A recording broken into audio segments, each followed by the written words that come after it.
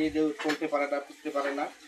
আমি এক রুগী মেডিকেলে দেখতে গেছিলাম, সেই রুগীকে ফেলে দিয়ে আমার নানির কাছে চলে আসলাম। আমার নানিকে হাসপাতালে ভর্তি করাতে হবে। এই যে আমি আমার নানির কাছে আমি শুনবো। নানি, আপনি আপনার কি সমস্যা নানি? খাইতে পারি না, পা হাত উঠে না, উঠতে পারি না, মাথা ঘুরি ঘুরি করে যাচ্ছে না,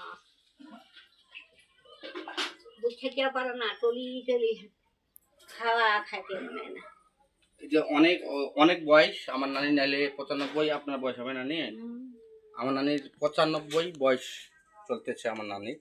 আসলে আমার নানির কোনো ছেলে নাই, যে দুটি খালি মেয়ে। বুঝতে আছে আমার নানি অনেক অসুস্থতার মধ্যে পড়ে গিয়েছে। তার কোনো ট্রিটমেন্ট এখনো পর্যন্ত কিছু করা হয় নাই। এই যে আমার নানির মুখে আপনারা শুনবেন।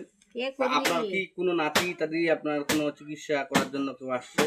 কেউ আসেনি, খালি একটা নাতি আছে, সাইনুর।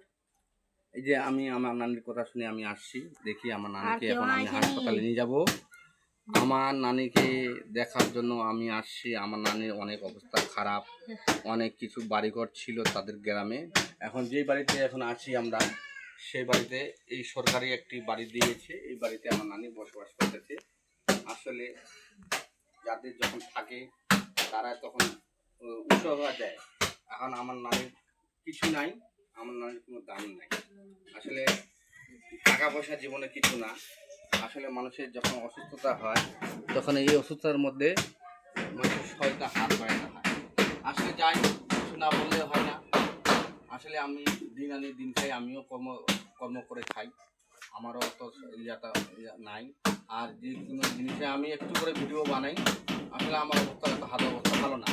যাই হোক, আমার নানির যতটুকু আমার সহযোগিতা করার আমি সহযোগিতা করবো।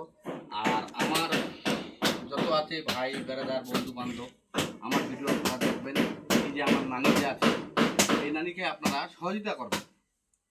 আপনারা যাই যেখানে ভিডিওটা দেখবেন আপনারা সহযোগিতা করবেন। কেন আমার নানির বয়স 95+ চলতেছে।